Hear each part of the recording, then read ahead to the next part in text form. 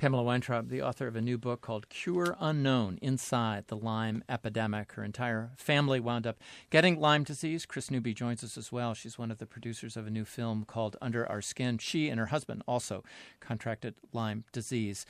Let's begin to talk now about the controversy, because it's well documented in both the book and your film about the intensity that surrounds this condition. Pam Weintraub, first, on what the heart of that is about, because it appears that there is a great reluctance, and we should add at this point that we invited a number of doctors to participate in our conversation this morning who have a more traditional view of how this disease should be treated, but they declined to do so. But describe for us what the tension is, I guess, in how this disease is treated. Well, I would say the tension is twofold, and the first one is, what is Lyme disease? And just to get to the heart of it, as it really concerns people on the street, is how do you diagnose it?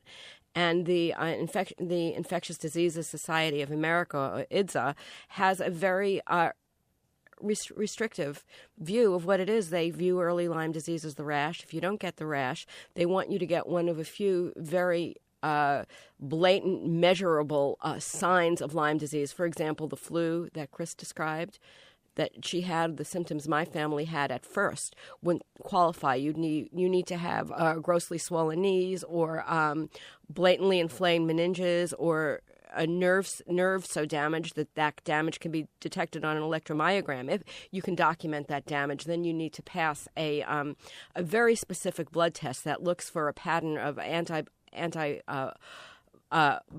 bands. The problem is that just even forgetting about the complexity of other spirochetes and other co-infections, there are 100 strains of Borrelia burgdorferi in the U.S.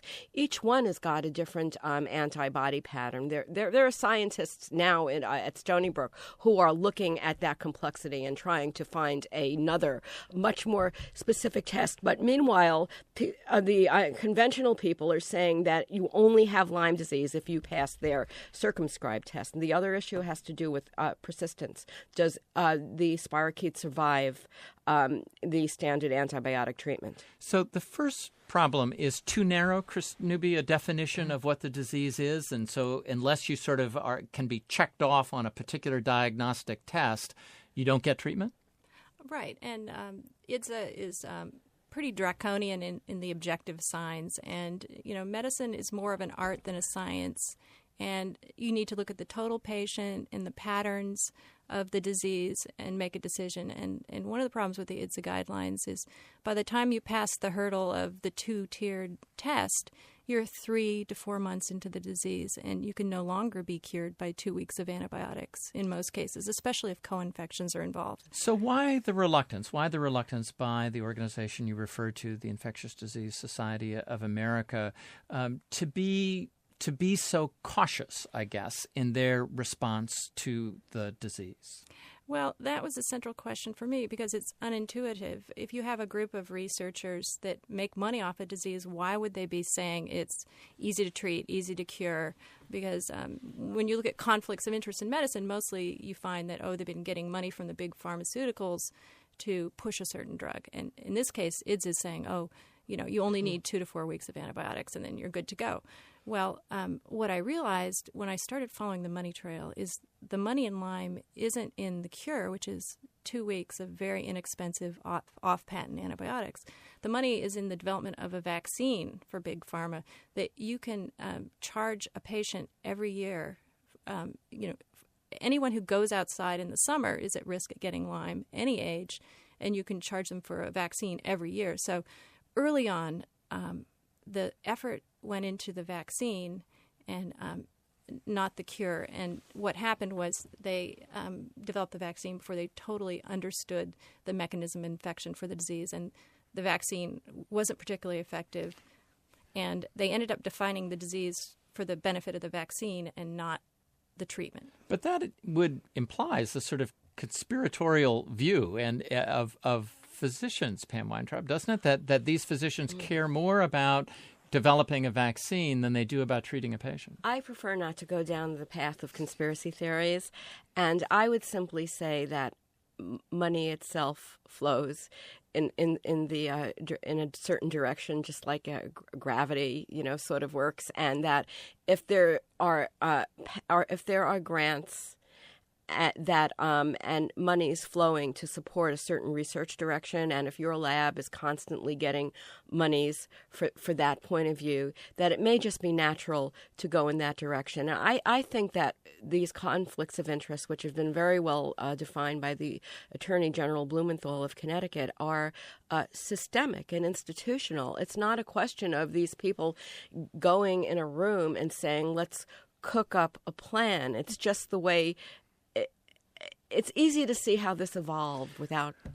We should mention, by way of reference, I mentioned it in the introduction, but Kris Newby, fill me in if I don't give enough information here. Essentially what's going on in Connecticut right now is the state attorney general is investigating how these guidelines were formed by the Infectious Disease Society of America and whether or not there were, as you suggest there may be, conflicts of interest, whether or not that group was too protective of their desire to develop a vaccine and therefore issued guidelines that were too restrictive. And that's an ongoing investigation now, correct? Correct. And, actually, there was somewhat of a settlement where IDSA didn't admit guilt, but they've agreed to reassemble a panel without conflicts of interest and look into rewrite them. But what we found is if you look at the 14 IDSA guideline authors, 12 of 14 had received money from vaccine companies or test kit companies or own patents or own companies that were going to market test kits. And so, I have no trouble with people innovating in medicine and profiting from that. But it is a problem if you're writing guidelines that endorse those products and you don't disclose that. There also seems to be some debate, Pam Weintraub, about whether or not this disease is chronic, whether or not it can continue. You write toward the end of your book sort of what the dilemma is. I'll just read this short excerpt. The labyrinthine science of Lyme disease is a brain bender. One group of studies suggests spirochetes, that's the bacteria, can survive the standard treatment. An opposite set suggests the microbes always die. One set of papers shows evidence that spirochetes may hide or change form when faced with a stressor like an antibiotic. Alternate papers dismiss these factors, deeming them irrelevant to the actual course of the disease. So is the science unclear at this point? Well, I would say that the science is becoming clearer and clearer. To really get to the bottom of this, I decided to leave the fight behind and to go to the university academicians who were really working with the organism but uninvolved in the fight with the patients to see if I could get an unpolitical perspective on this. And I did come to a great understanding by speaking to these researchers.